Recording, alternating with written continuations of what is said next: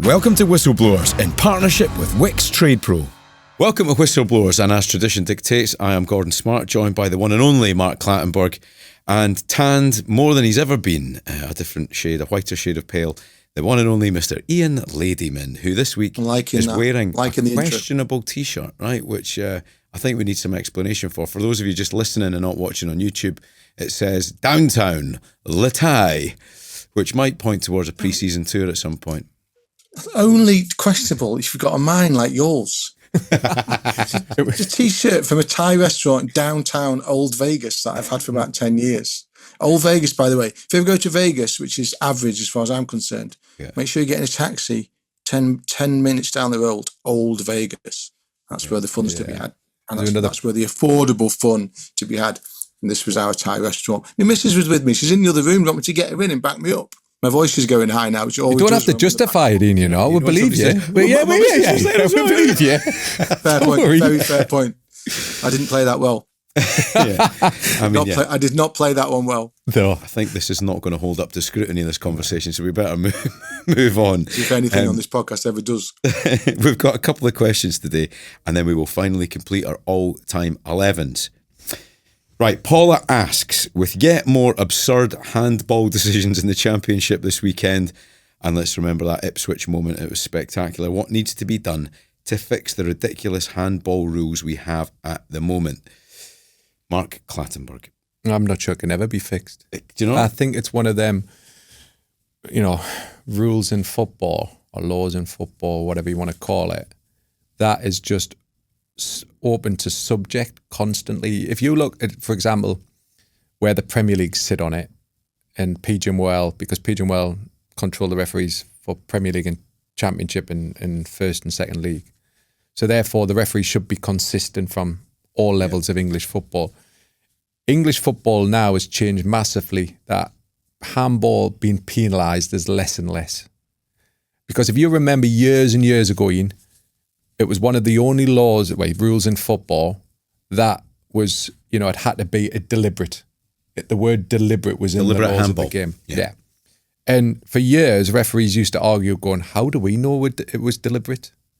We could ask a player, stop the game and say to the player, did you deliberately handle the ball? Because the answer's going to come back saying no.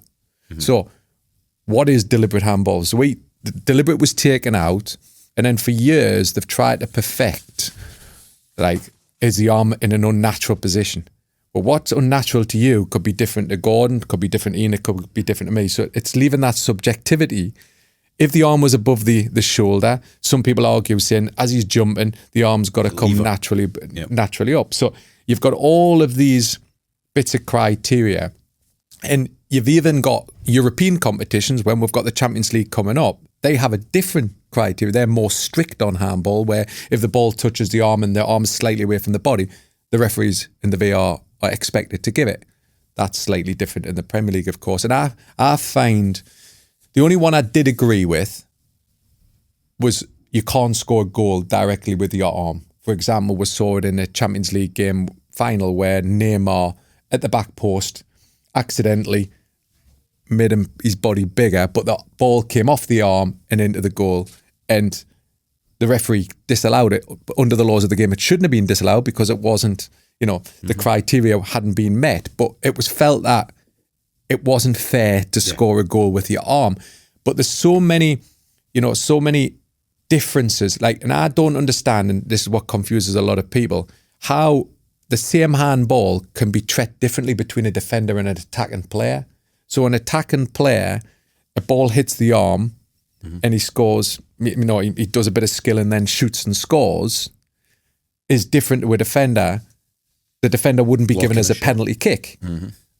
So the forwards penalised, but the defender's not. And I think for me, on handball, it just confuses more and more people. And somebody argued to me, and I remember having a conversation with a Chelsea fan on a train, and he said, let's just give every time the ball touches the arm a penalty kick. And you're thinking, well, that's just ludicrous, because how many times does a ball accidentally touch somebody's arm in a penalty area? And you even get players, and I've saw it myself when I was refereeing, players used to go and deliberately try to hit the arm when they were crossing because they knew they had the chance of the penalty kick. So with that in mind, I just can't ever see a solution ever found on handball. Mark, you are, without this podcast, we wouldn't have a podcast, right? And we certainly have to change the name for a start, okay? So you are obviously a fundamental part of this rather undignified It would just be called Blowers without him. Yeah. I do a good blow. Can I just say something? You're the referee, mate, okay? So this listener has just asked a very, very valid question. How do we sort out handball? We can't. I've said, I feel depressed. Depressed listening to. Listen, but I'm trying to. What I'm trying to do, Ian, is I'm trying to give some people, because people have always got different ideas and say, wait, every time the ball touches the arm, it should be a penalty kick. Yeah. What I'm trying to say is, I understand the fans' frustration. Yeah. But the referees, you can't just say we can't solve it. Well, you can't. Well, how can you? Well, how can you? How can you? Because what your argument is.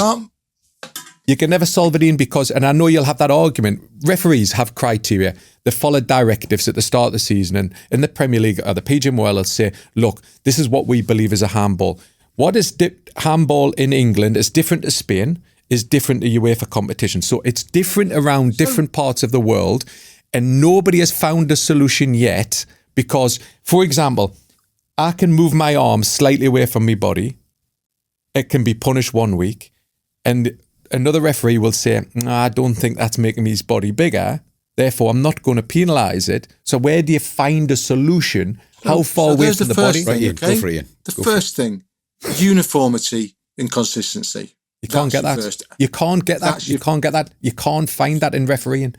You're not in a perfect world. You can't. You can aim for it. And that's what they do by bringing this criteria. Uniformity, consistency across leagues and across competitions. That's the first thing. Okay? IFAB are there for a reason, or they're supposed to be, International Football Association Board, who make the laws of the game. There's the first thing. Secondly, you say to me, you've just outlined there how complicated this thing, unwittingly, you've just outlined how complicated and ridiculous a very basic law of the game has become, that you can't use your hand to control the football, okay?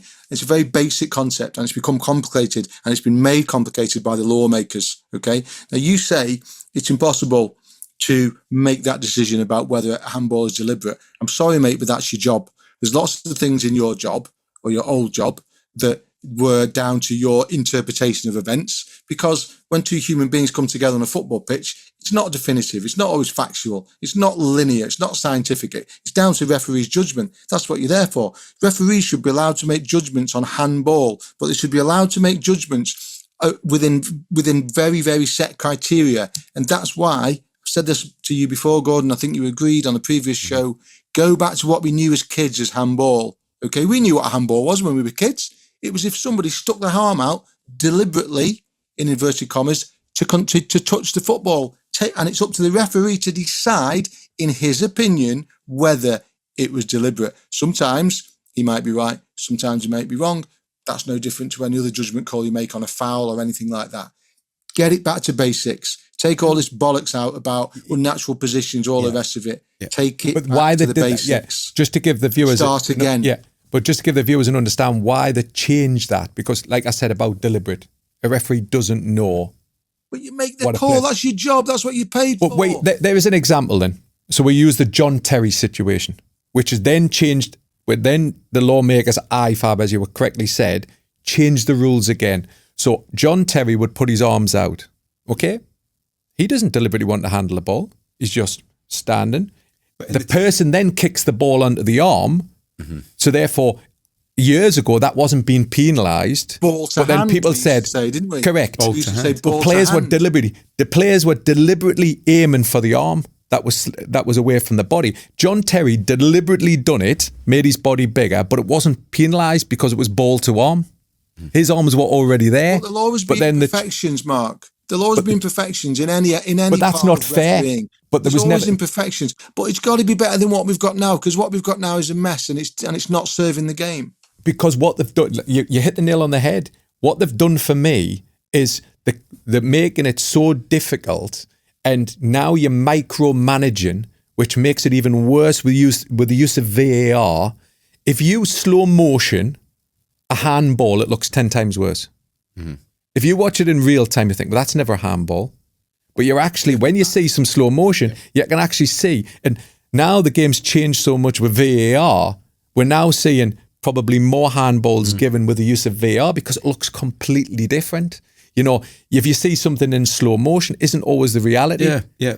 I have a very simplistic view of this, and I tend to agree with you, Ian, actually, that it was a rule that was crystal clear for me as a kid. A fundamental rule of football that there wasn't really a grey area for me. And I think the John Terry analogy is a good one, but he serves to gain an advantage by having his hand in that position. Therefore, for me, it isn't hand to ball anymore, is it? And that is a free kick. But I think that's where the common sense applies with a referee like you, Mark, because you understand the game, you know the game, and you can tell if that is giving a player an advantage by doing that. It was clear for me, and now it's become so complicated and convoluted, it's actually lost the original principle of the game that we all love. And it is actually quite simple, isn't it? Yeah, no, I agree with it wholeheartedly. I'm just, while IFAB are doing it, you can't always blame referees like Ian's trying to say, you know, referees need to be consistent week in, week out. They've got IFAB, who then comes through the rules need to be consistent. So then PG, and also the directives from PG World, who are head of the refereeing, because they've got their guidelines within the rules, within the laws of the game. They have the criteria, and they'll want the product with the Premier League.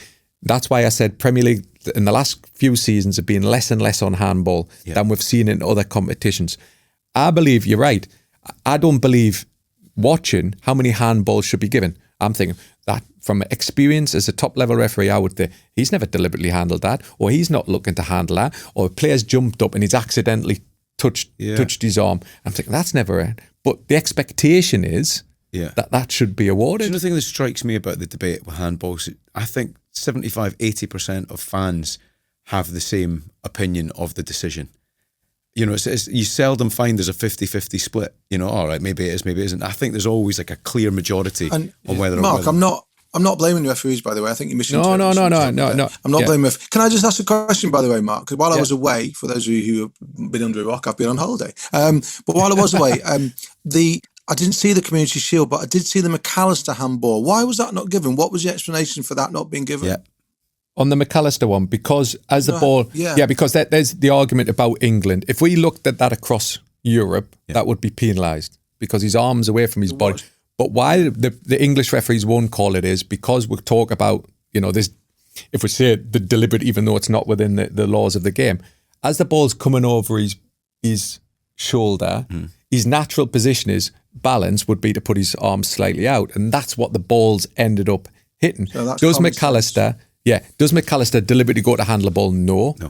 And that's where I would rather be. Yeah. It's a simple decision. And trying to, I would rather just simplify it. But while we've got this current debate, and the other argument going back to what we used to expect years ago, when I used to watch football from even, you know, my level, when I was watching, you know, the Premier League when it first was created back in the 90s, the TV coverage is completely different now.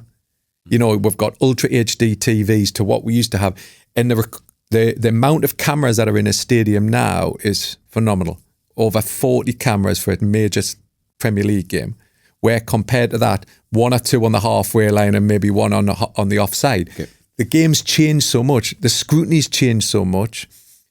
And handball is probably more subjective and more under the scrutiny than it was 20 years ago, where you would think they would get one replay and you go, oh, that might look a penalty, but then we'd move on from it. We don't move on from it anymore. We've got so much debate. We've got so much media and social media that creates this, and there's so much discussion around it. I'll tell you what, if I was a Birmingham City fan, I'd be angry all season about that decision against Ipswich. You know, that it's a last-minute penalty, a defensive header, hits the hand of a defender who's jumping. Yeah. It's clearly not deliberate, is it? It was mad. Hands in natural position, but that's cost Birmingham City 2 points, isn't it? No, I get that argument from Paul, and you know, and like you say, our question was, what can be done? Yeah. Nothing can be done at the moment. Well, it can. Strip the law back, strip it back, go back to what we knew.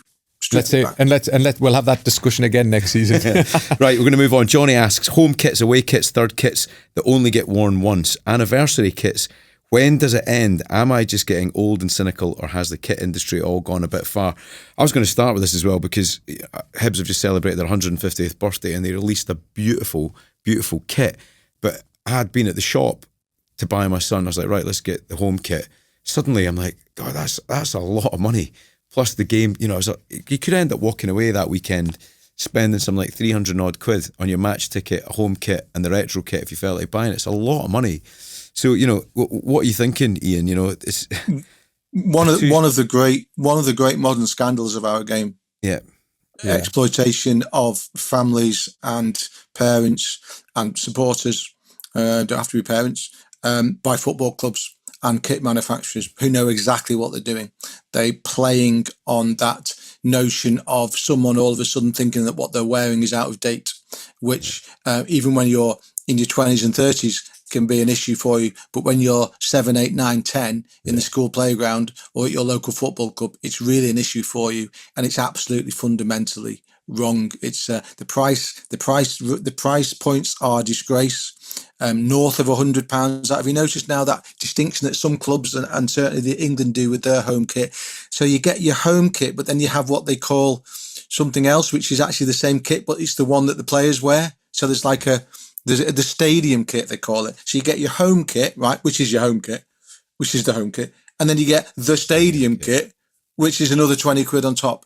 It's a scandal. It's a scandal. How can you legislate it? No, because it's about the free market, isn't it? You can't legislate it. People don't have to buy it, but it's wrong. And I think there's a moral responsibility on football clubs to have a look at it. The history is interesting here. The shift from a 2-year kit cycle to an annual one in football clubs in the leagues like the Premier League, that was around 2000 that happened.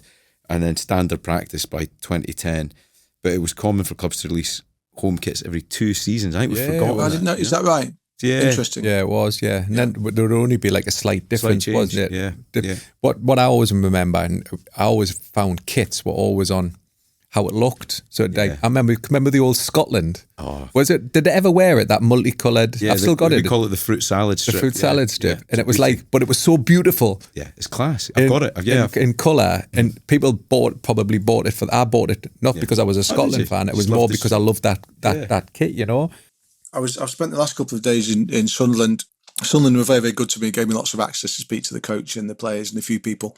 And then one of the chats I had was with a very interesting fella called David Bruce. He's the head of business. He's a Macca. From the MLS. He came from the that's MLS. Right. That's right. Really well. Yeah. Came back from the MLS to work at Sunderland. And he was telling me about Sunderland's new away kit, very, very briefly. So essentially, it's the old blue Hummel one that they had when they beat Newcastle in the old First Division playoffs back in the 890, whenever it was. So it's the old Sunderland blue away kit made by Hummel, and they've incorporated. People will remember the Netflix documentary Sunderland Till I Die, and there was a beautiful theme tune to that documentary by a band called the Lake Poets, and which resonated with a lot of people, not just Sunderland fans. And they've put some lyrics from that theme tune on the back of the shirt. The away kit, and they've got images of the Roker Lighthouse, etc., Roker Pier, on the front, and it's all very nice. And I buy into all that completely. Right, I get it. Touching your heritage, I get it. Okay, but while I was listening to David explain it to me, I was thinking it's a really great idea. I like the sound of it, but I just wish these kits didn't cost so much money. That's not a Sunderland thing, right? Because all kits cost a load of money. Yeah, but that's. Because some of these things are works of art. They really are. Some of them are works of art these days. So much cleverness goes into some of them. I just wish they didn't cost so much. What's interesting about, you've just said Sunderland there, what I've loved that's just come out in the last week is, what football clubs do in the community now. And we all criticise clubs for what they do. For example, how much they charge for the shit, even though it's, the manufacturers and that get the price point.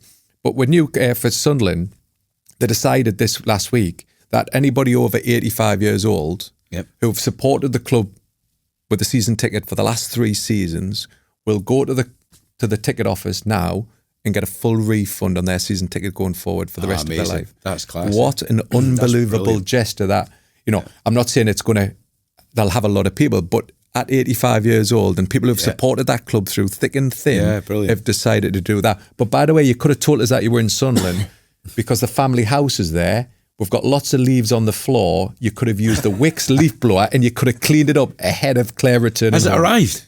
No, it hasn't.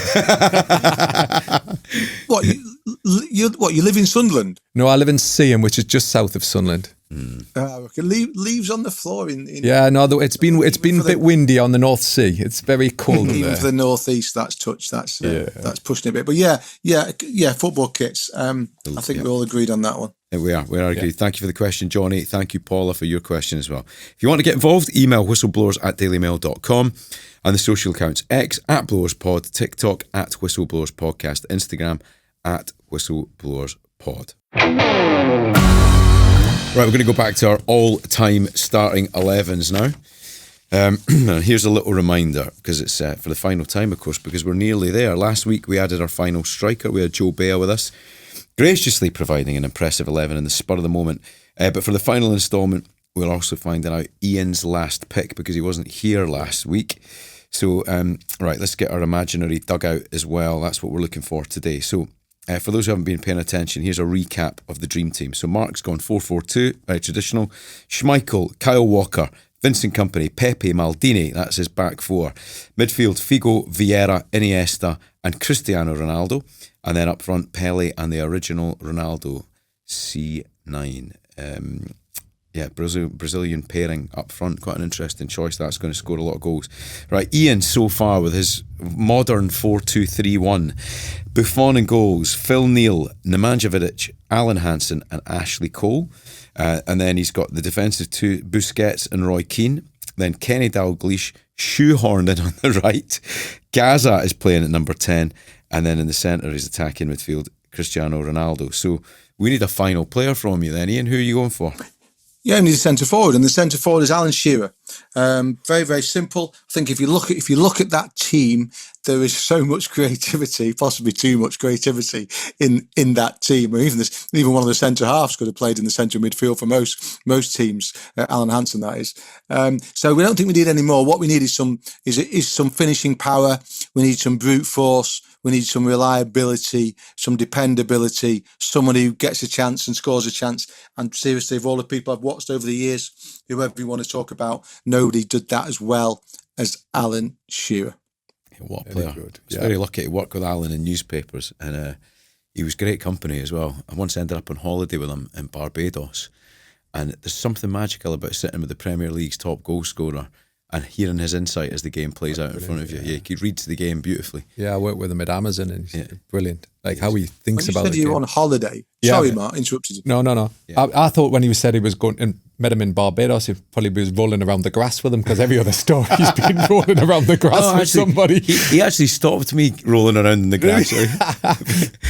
For reasons I'll explain later. When you said you were on holiday with Alan Shearer, you meant you went to meet Alan Shearer for work, who was on holiday. You didn't go on holiday with Alan Shearer. No, I was on holiday. I was obviously in a cheaper hotel. But there were. Thought you meant you went on holiday together.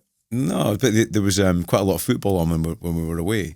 So I'd go and meet him in his hotel bar and let him buy the drinks, which was this would be a shock. We had expenses there. It wasn't a problem. Right, so mine, I went for a 4-4-2. Neville Southall in goals, Cafu, Paolo Maldini, Franco Baresi and Andy Robertson in defence. David Beckham, Zinedine Zidane, Graham Souness, and then Diego Maradona on the left. And then up front, Lionel Messi. Lionel Messi. And as my son would affectionately call him, Fat Ronaldo up front. Now here's the fan response. Tommy says, wow, 1 week and Joe Bea already has the best 11. It's pretty impressive, wasn't it? It was a good 11. Yeah. Pedro says, no Shearer. Well, we got it in. Dun, dun, dun. The problem is, Pedro says, it's official, Mark's a fake Geordie. He didn't go for Shearer. I know Alan will kill us. He will kill you for that. Simon says, fake. Ian's been keeping us waiting for 2 weeks. He better have been thinking about his last pick on the lazy river. And again, it was, I didn't think you were going to go for Shearer in all me too. Neither did I till this morning. I thought you might have gone for Ian Rush. Yeah. No, I don't know what you mean. No, I was Van Basten all day long. I was Van Basten all day long until I woke up this morning. Do you think he changes for the polls? Well, do you think he's reading the polls and he's thinking, what's the social media? They're called Daily Mail journalists. All they do is look at which stories make a noise. And they start how are the swing states? How are the swing states performing? No, I woke up this morning full of Van Basten, and by the time I'd set my microphone up, I was all in for Shearer. So there we go. I mean, he's wearing a Latai t-shirt and he woke up this morning full of Van Basten. I mean, again, he's overlooked Suarez, Torres, Salah. I mean, all those Liverpool greats he could have on his team. You just can't get them all in. That's a problem. John Aldridge. What's wrong with John Toshak? Right. We will put a poll out on our social so you can vote on whose team was the best. But we have to make a decision, don't we, on who's going to be our gaffer. That's what we're doing today, am I right? Yeah. Yeah, we are, yeah. So, Mark Clattenburg, who's going to manage this 11? Mine's easy. Go on. I've got to put a Scottish one in. Yeah. Because I've had no Scottish influence in me team. And I'm going to pick Sir Alex Ferguson by far. I think as a coach, he's been able to rebuild teams. Mm-hmm. He's won, what was it? Was it 48 or 49 trophies within his career? Mm-hmm. And you think Aberdeen, St Mirren. Yeah, St Mirren, don't forget St Mirren. Manchester United, it's incredible record. Mm-hmm. You can look at Pep, who's won more Champions League, and you can look at Ancelotti, for example, only coach to get 4 Champions Leagues, but his man management, the way he went about his management career was just second to none. And I think for him to manage my wonderful 11, and he's managed Ronaldo before, so he'll get the best out of Ronaldo. So therefore, Alex is my pick. He certainly would. Right, Ian Ladyman, who are you going for? So I think what you guys are overlooking here is you've got to remember that you're not just choosing the best manager in the book. You've got to choose a coach for your team and who would work for this team, right? So I've looked at my team. Let's face it, it's not short of opinions and loud voices, is it? Busquets, Keane, Dalglish, Gascoigne, Ronaldo, Shearer, etc. Okay, so what do you need? You need a bit of calm. Okay, you just need a guy who's gonna let that lot just rub along together and just ease them out onto the field every Saturday and said, "There you go, guys. There's the ball. Just go and play with it, and you'll win the game." Now that sounds a little bit like I'm leaning towards Brian Clough, and I'm not, because Brian Clough would have fallen out with all of them. I'm going for one of the greatest managers of my lifetime. 6 league titles, 3 European Cups, endless other League Cups and Community Shields. Bizarrely, didn't win the FA Cup. Manager of Liverpool between 1974 and 1983. Didn't even want the job when Bill Shankly stood down after the 1974 FA Cup final defeat of Newcastle. Said he'd just do it for a couple of months until he found somebody else. The great Bob Paisley. Great justification. Yeah, great justification. He was a guy who had none of the ego. And let's face it, managing that bunch that I've put together, who needs an ego with that, guys? There's 11 in the room as it is. No ego. Let them get on with it. Yeah, but his favourite formation was 4-4-2, wasn't it? You've just got anybody playing. Yeah. That's a great justification. You know what, Clattenburg? That's a reasonable point from you there. If I sound surprised, it's because I am.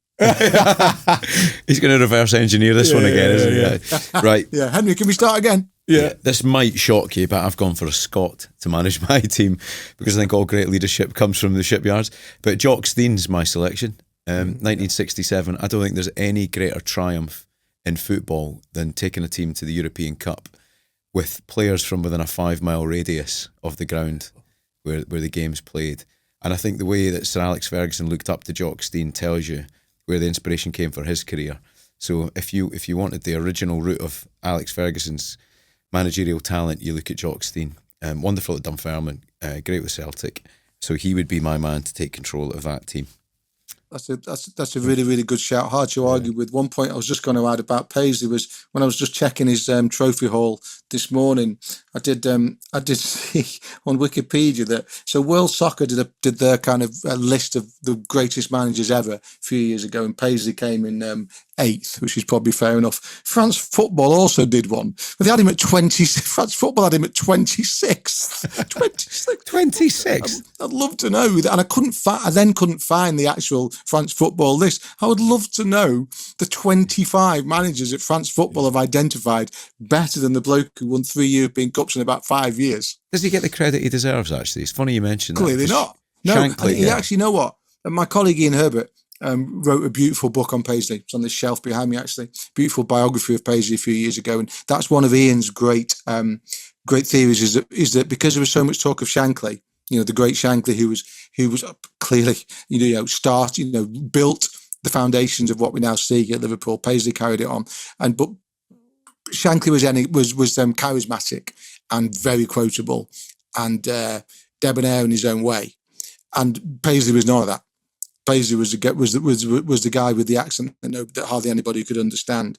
And I think a lot of people just think that Paisley he just carried it on. Well, you can't just carry it on when you look at that trophy haul, winning the European Cup for the first time, for example. So no, I think he doesn't get the credit that he deserves. Certainly not from France football. 26th on the list. Amazing. Excellent. Right, we'll be back on Thursday for the next instalment of Whistleblowers. Until then, give us a follow on the socials, and it's all over to Mark Clattenburg now to blow the full-time whistle.